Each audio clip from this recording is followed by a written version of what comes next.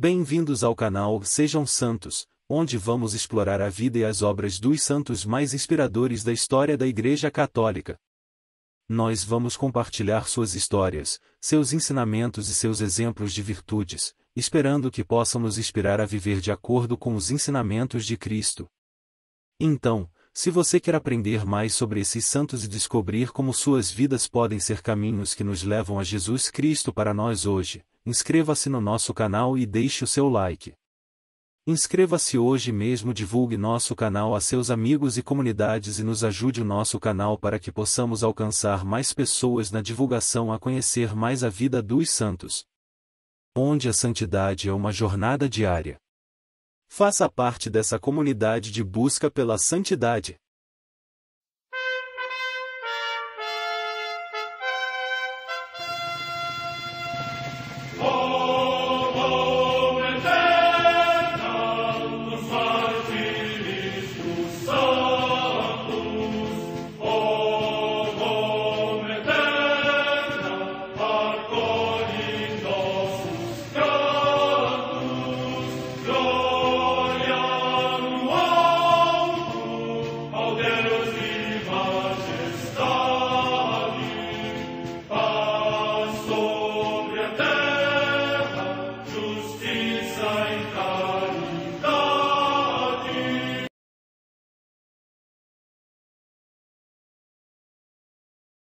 Ler a vida dos santos desperta em nós o desejo de seguir a Cristo.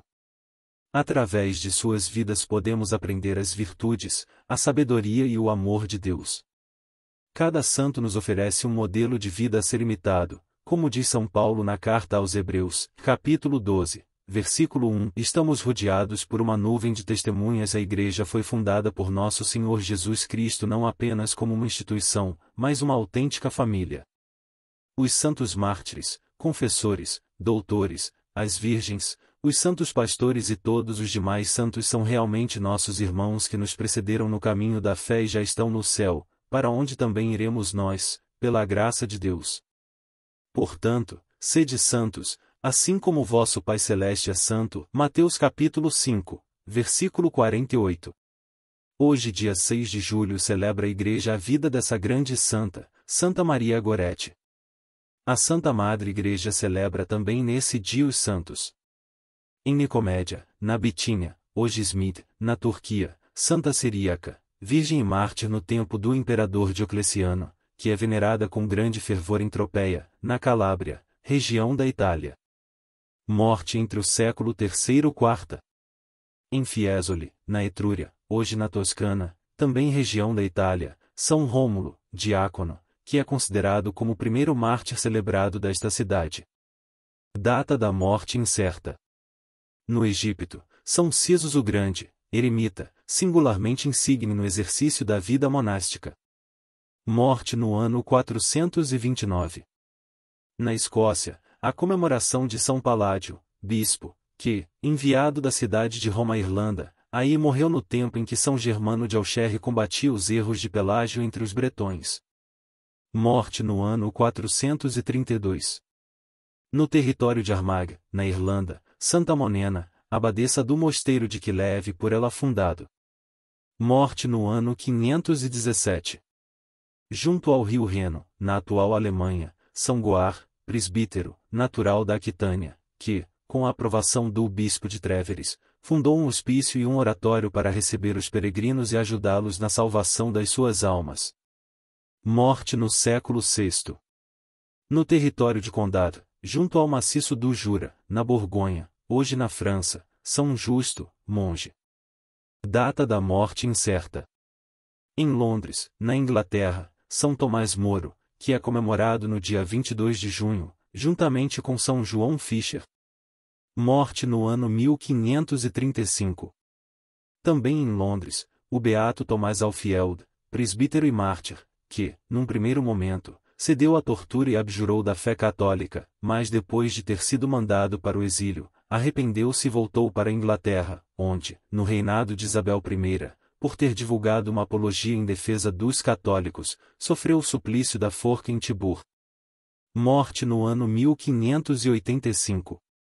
Num barco-prisão ancorado ao largo de Rochefort, na França, o beato Agostinho José Elias Desgardins, monge da ordem cisterciense mártir, que, durante a Revolução Francesa, em ódio à religião foi raptado do mosteiro de Sepfontes, e encerrado numa esquálida galera, morreu contagiado pela enfermidade dos seus companheiros de prisão a quem prestava assistência.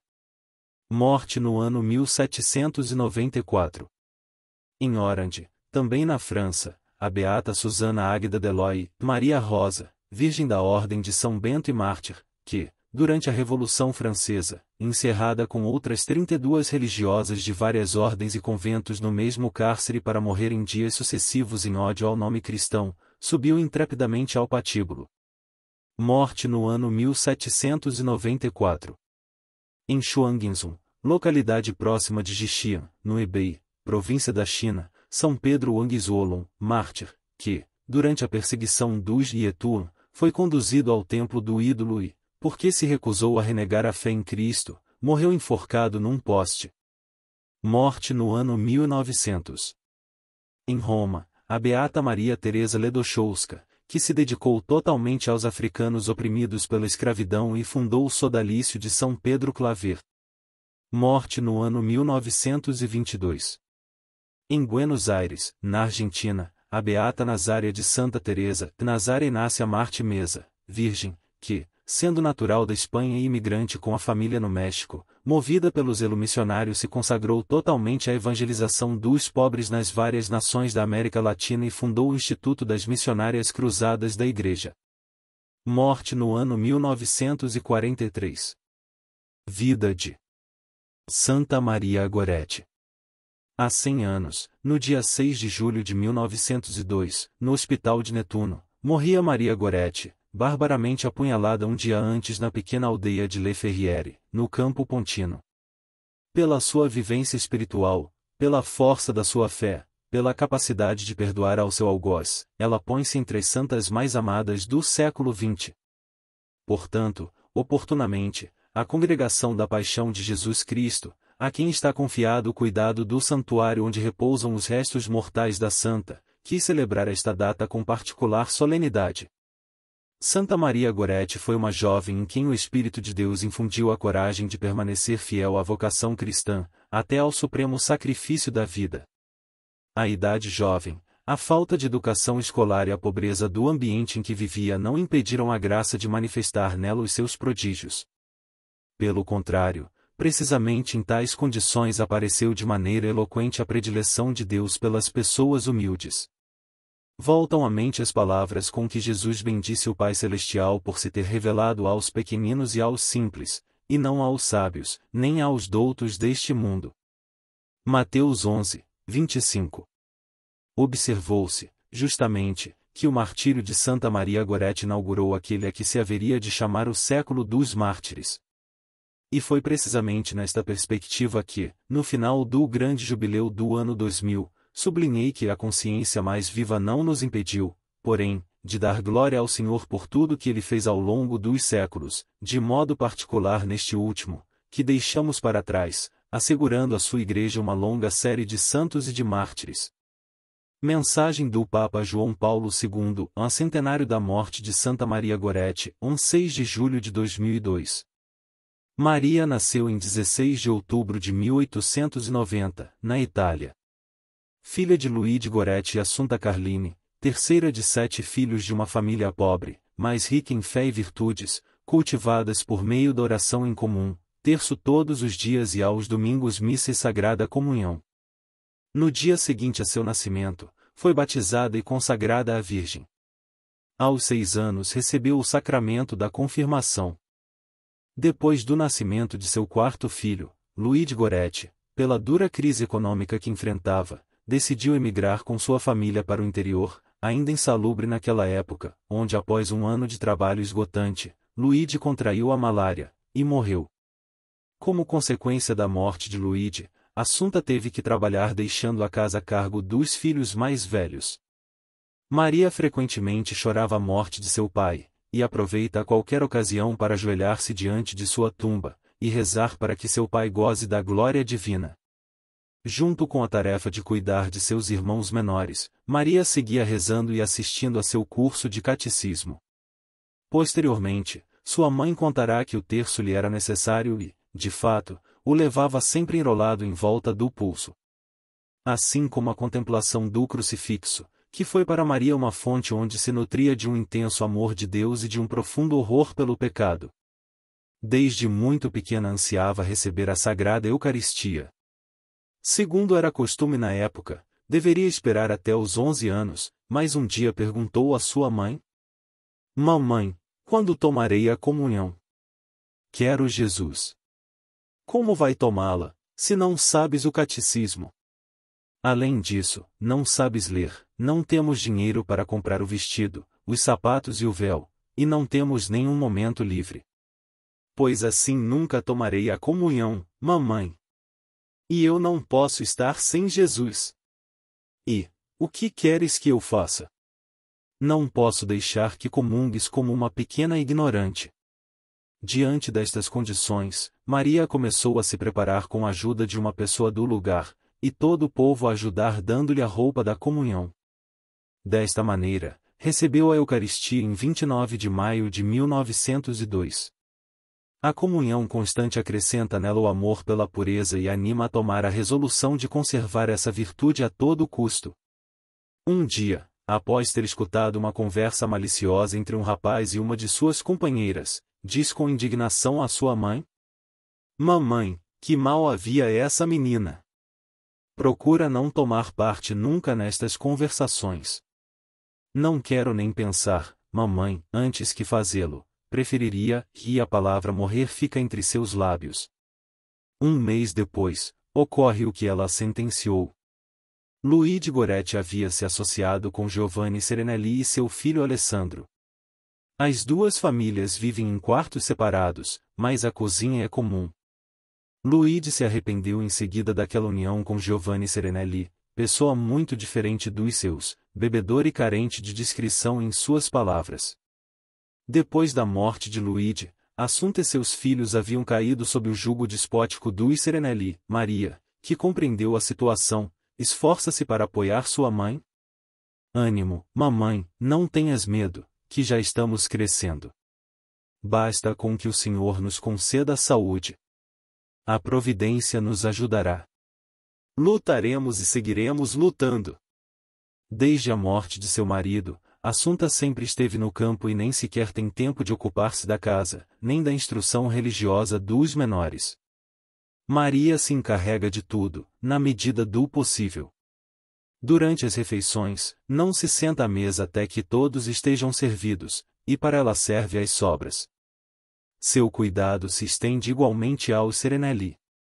Por sua vez, Giovanni, cuja esposa havia falecido no hospital psiquiátrico de Ancona, não se preocupa em nada com seu filho Alessandro, jovem robusto de 19 anos, grosseiro e cheio de vícios, que gostava de cobrir seu quarto com imagens obscenas e ler livros indecentes. Em seu leito de morte, Luigi Goretti havia pressentido o perigo que a companhia dos Serenelli representava para seus filhos, e havia repetido sem cessar à sua esposa: Assunta, volte para Corinaldo. Infelizmente Assunta está endividada e comprometida por um contrato de arrendamento.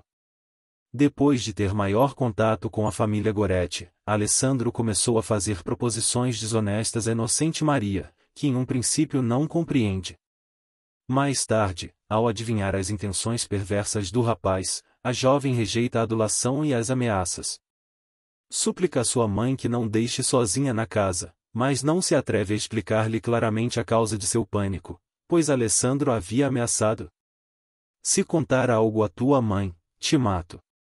Seu único recurso é a oração. Na véspera de sua morte, Maria pede novamente chorando a sua mãe que não a deixe sozinha, mas, ao não receber mais explicações, esta o considera um capricho e não dá nenhuma importância àquela reiterada súplica. No dia 5 de julho, a uns 40 metros da casa, estão debulhando as favas na terra. Às 3 da tarde, no momento em que Maria se encontra sozinha em casa, Alessandro diz: Assunta, quer fazer o favor de levar os bois para mim? Sem suspeitar nada, a mulher o faz. Maria, sentada na soleira da cozinha, remenda uma camisa que Alessandro lhe entregou depois de comer, enquanto vigia sua irmãzinha Terezinha, que dorme a seu lado. Maria! Grita Alessandro. Queres? Quero que me sigas. Para quê? Segue-me. Se não me dizes o que queres, não te sigo. Perante a resistência, o rapaz agarra violentamente pelo braço e a arrasta até a cozinha, trancando a porta. A menina grita, o ruído não chega ao lado de fora. Ao não conseguir que ela se renda, Alessandro amordaça e esgrime um punhal. Maria põe-se a tremer, mas não sucumbe. Furioso, o jovem tenta com violência arrancar-lhe a roupa, mas Maria se desata da mordaça e grita: Não faças isso, que é pecado. Irás para o inferno. Pouco cuidadoso com o juízo de Deus, o desgraçado levanta a arma.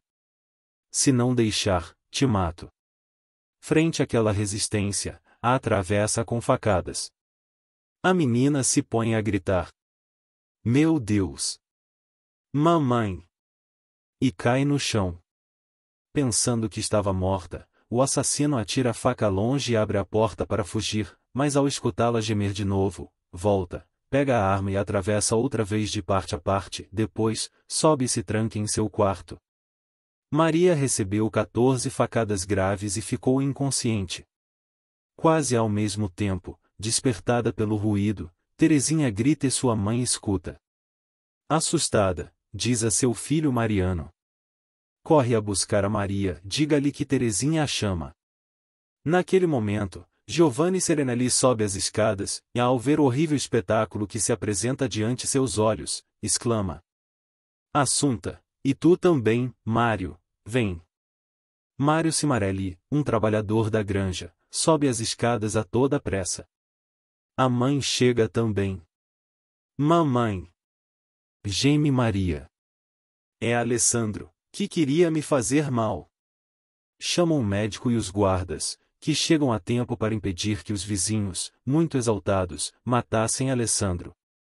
Ao chegar ao hospital, os médicos se surpreenderam de que a menina ainda não havia sucumbido a seus ferimentos, pois alcançou o pericárdio, o coração, o pulmão esquerdo, o diafragma e o intestino. Ao diagnosticar que não tem cura, chamaram o capelão. Maria se confessa com toda clareza. Em seguida, durante 2 horas, os médicos cuidaram dela sem anestesiá-la. Maria não se lamenta, e não deixa de rezar e de oferecer seus sofrimentos à Santíssima Virgem, Mãe das Dores. Sua mãe conseguiu que lhe permitam permanecer à cabeceira da cama. Maria ainda tem forças para consolá-la. Mamãe, querida mamãe, agora estou bem. Como estão meus irmãos e irmãs? Em um momento, Maria diz à sua mãe: Mamãe, dê-me uma gota de água. Minha pobre Maria, o médico não quer, porque seria pior para ti. Incomodada, Maria continua dizendo: Como é possível que eu não possa beber nem uma gota de água? Em seguida, dirige o olhar sobre Jesus crucificado, que também havia dito: Tenho sede. E entendeu. O sacerdote também está a seu lado, assistindo-a paternalmente. No momento de lhe dar a Sagrada Comunhão, perguntou-lhe: Maria, perdoa de todo o coração teu assassino? Ela respondeu: Sim, perdoo pelo amor de Jesus, e quero que ele também venha comigo ao paraíso. Quero que esteja a meu lado. Que Deus o perdoe, porque eu já o perdoei. Maria recebeu a Eucaristia e a extrema-unção, serena, tranquila, humilde no heroísmo de sua vitória. Depois de breves momentos, escutam-na dizer: Papai. Finalmente, Maria entra na glória da comunhão com Deus Amor. É o dia 6 de julho de 1902, às 3 horas da tarde. Foi canonizada no dia 25 de junho de 1950 e na homilia de canonização o Papa Pio XII, indicou Maria Goretti como a pequena e doce mártir da pureza porque, apesar da ameaça de morte, não desobedeceu ao mandamento de Deus. Oremos Santa Maria Goretti. Ó Santa Maria Goretti, que, reforçada pela graça de Deus, não hesitou, mesmo com a idade de 11 anos, em derramar teu sangue em sacrifício da própria vida para defender tua pureza virginal. Olhai graciosamente para a infeliz raça humana, que se desvia muito longe do caminho da eterna salvação. Ensinai-nos a todos, e especialmente à juventude, com coragem e presteza, que devíamos fugir, por amor a Jesus, de tudo que possa ofender ou manchar as nossas almas com o pecado. Obtenha para nós a partir de nosso Senhor, vitória na tentação, conforto nas tristezas da vida, e a graça que fervorosamente imploro-te, fazer seu pedido, e possamos desfrutar um dia da imperecível glória do céu. Amém. Santa Maria Gorete, rogai por nós.